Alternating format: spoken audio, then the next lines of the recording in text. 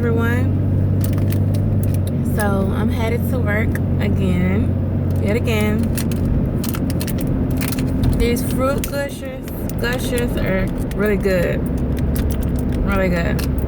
For some reason, I'm feeling really nauseous right now, though. I don't feel good this morning. But anyways, I debated for like a long time if I wanted to make this video or not.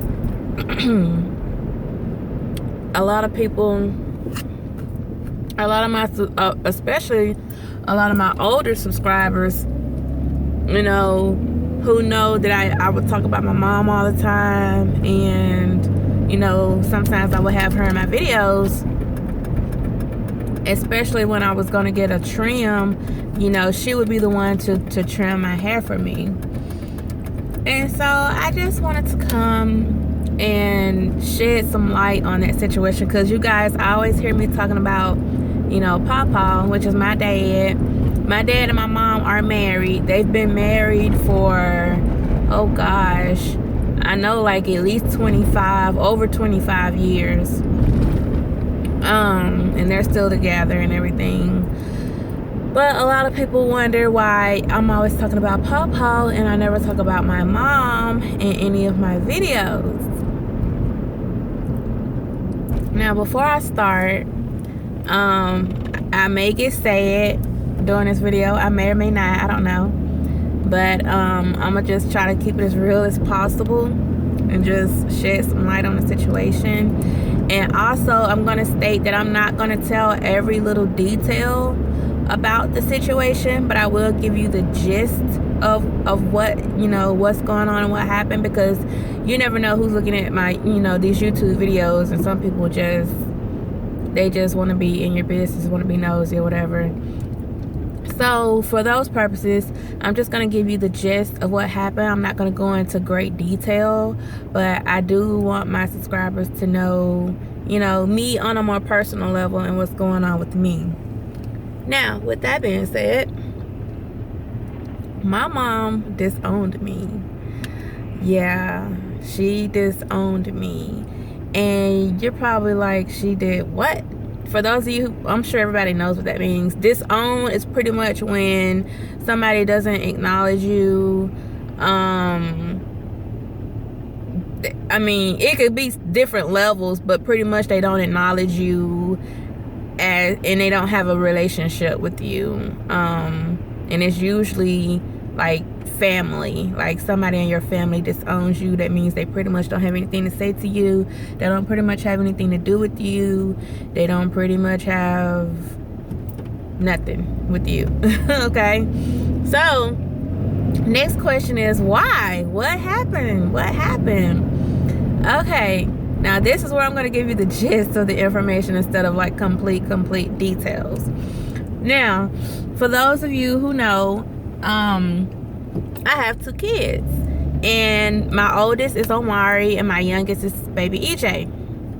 Now with Omari, I was married to his dad, and his dad was abusive to me. So he was verbally, mentally, physically, emotionally abusive to me, so I had to leave.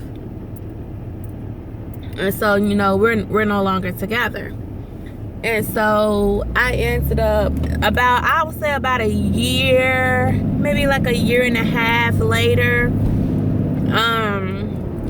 I met EJ's dad and everything, and we got together and whatever. And then I got pregnant with baby EJ. Now my mom is very religious. I should have did this with my earpiece in, because I think you guys would be able to hear me better with my earpiece. But anyways, my mom is very, very religious. Very. And she follows the Bible, exactly. And so what I did, was a sin, which I know that, but, I had a child out of wedlock. That's what the sin was. And so I was excommunicated from the religion. I'm not going to state what the religion is. I'm not going to go into details, but I was excommunicated from the religion because that's a sin. And as well, my mom kind of like excommunicated me from her. So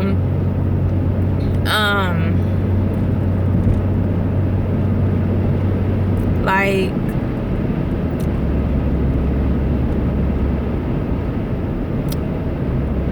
see, this where I'm getting a little emotional.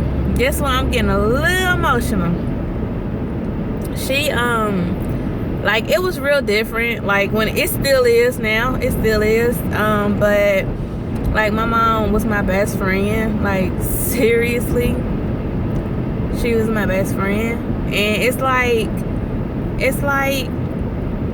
it's like somebody dying, but they're still alive. Like, you know, if you lose a family member, but yet they're still alive. And what makes it so bad is that my mom lives right down the street from me. She lives right down the street from me.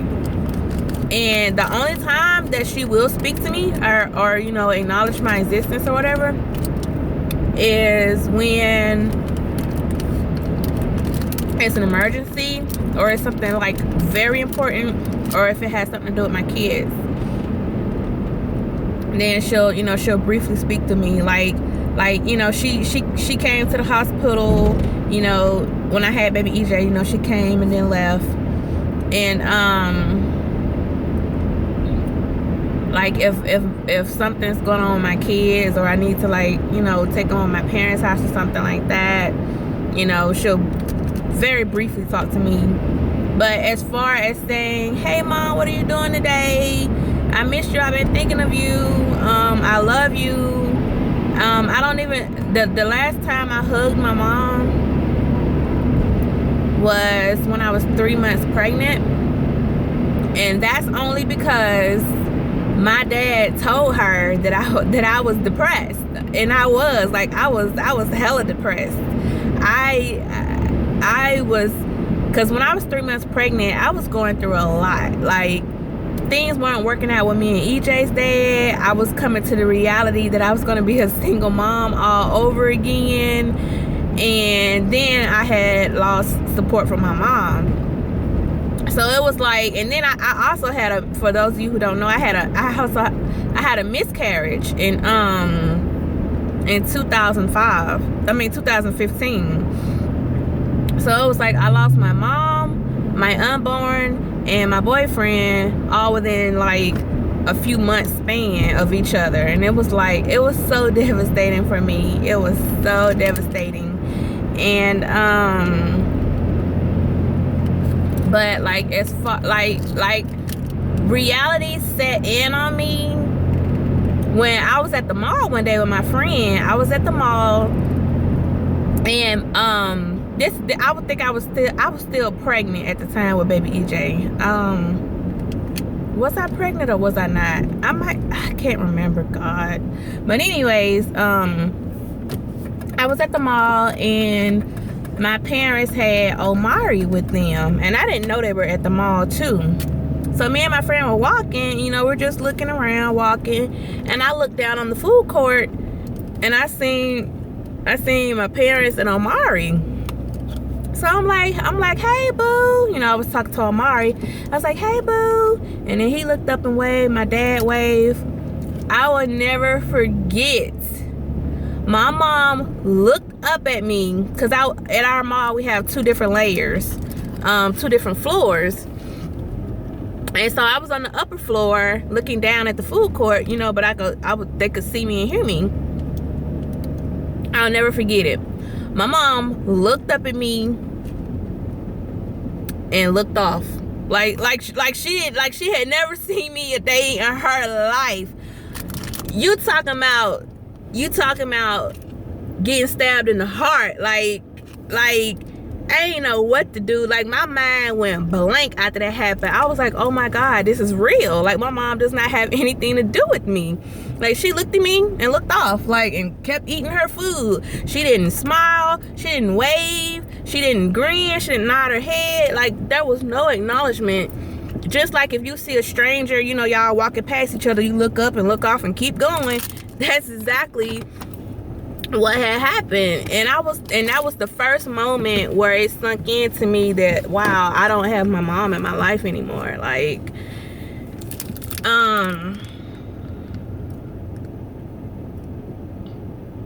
that's like, sometimes when there's a lot of different things that contribute to when I start feeling like a lot of anxiety and depression. There's a lot of things, but that's one of the top things that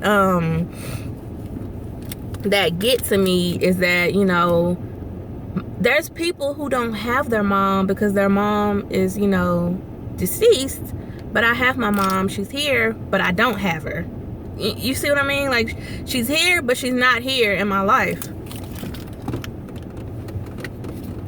My nose is running. But that's what's up with me and my mom. You know, and the only way to make the relationship back right, the only way to make it back right, is if I go back to the religion. If I repent and I go back and, you know, go through the procedures to get back in good standing. And I don't know, because it's like I believe in God, but it's like it's a certain part of my heart that just don't want to be like just so attached to like a religion. Like, I don't want to be like, feel like, oh, I have to go to this church, or I have to go to this place, or I have to be in this religion for everything to be okay. Like, I don't know. I believe in a higher being, but I don't want to necessarily feel like I have to go here or do that or do this or be a part of this organization to be redeemed or whatever. And that's the only way. So if I don't do that, then our relationship will never mend. But I don't want to go back to a religion just because I want my mom back in my life. If I want to go back, I want to go for me, not just because, oh, I'm just doing. That's like telling. I mean, it's not the same thing, but it's just the analogy that popped in my head. Like, if somebody's on drugs, and you're like, man, stop these drugs for me, stop it for me. Even if they stop the drugs for you, they're gonna start back because they stopped it for you. They didn't stop it for them. Somebody has to want to do something in their life for them, not for somebody else. If that's anything in life. That's anything. If you want your child to be a lawyer, if they do it for you, they might not even stick with it. But if they do it for them, they're gonna stick with it because that's what they want to do. But anyways,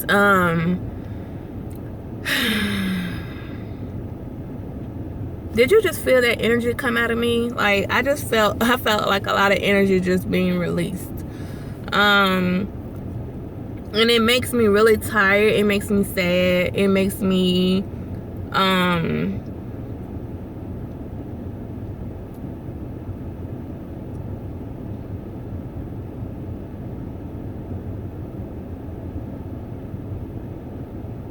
it's crazy. If y'all knew the relationship what me and my mom had, we were like this. My mom was my best friend. We did everything together. She was the kind of mom I could talk to her about whatever was on my mind. Like, we were just like, we were always together, like we were sisters almost. And to just now have that non-existent, you know, that was a big hit for me. Like, it's like in life, don't nobody go hard for you like your mom, usually. Like, if you can't count on nobody in this world, it's like you can count on your mom. Your mom is your mom. Your mom is there. Like, no matter who come in and out your life, it's like, mama there. Mama got me. And it's like, I'm just over here like, my mama don't got me though. Like,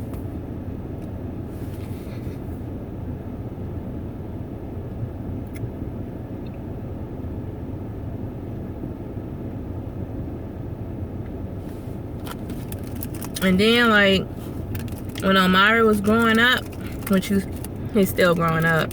But he started to notice it. Like, little kids are freaking smart, man. They're smart. He started noticing. He was like, why we don't be with Nana no more? Why? That's what he calls her, Nana. He be like, why can't we all go somewhere together? I want us to be in the same car and go somewhere. And it was like, I just had to get to the point where I had to break it down for him. Like, I was avoiding it as long as I could, but I was like, you know, Mama did some bad things, and now, you know, Mama and Nana don't really have a good relationship with each other. So, you know, and that's the best way I could explain it to a child. I don't know. But it's like, I'm not the first person to do this, have a child out of wedlock. I'm not the last. But it's like, just to lose your mom because she's so religious over that. Like, that makes me feel so much resentment in my heart. Like, it makes me bitter. It makes me sad and depressed. It makes me, like, sometimes I be needing to talk to my mom about things that I can't talk to my dad about. Like, my dad, he's there for me. Like, my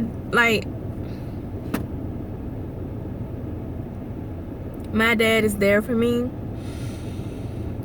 But he's a man, and it's like certain things I just can't, he can't relate to me because I'm a female, and I can't explain to him because he's a male. Even if I try to talk, like, some things you just need your mom.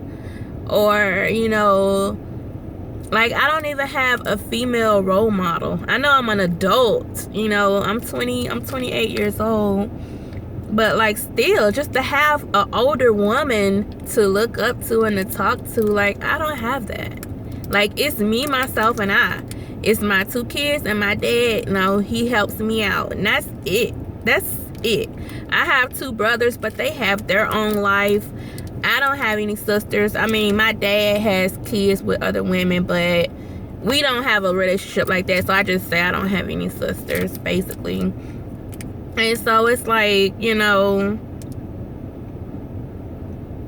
it's basically like, I'm basically all I have. And my dad, you know, when he's definitely a help, and I'm blessed that he's in my life and that he's helping me. But other, like, you know, with my dad, you know, he helps watch baby EJ while I work, and he go home, and that's it. Like, it's like, you know, like, I don't, you know, have the support of my mom, and she's here, and it just hurts a lot. It hurts a lot. But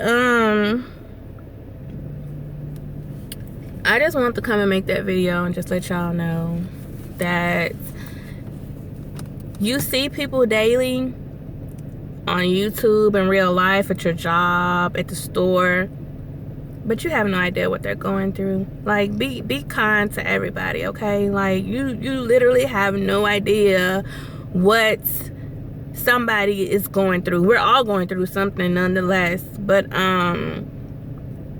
you know, just be kind to everybody. You know, even if you're in a bad mood, just try to smile and push through it, because, you know, you never know what somebody else is going through.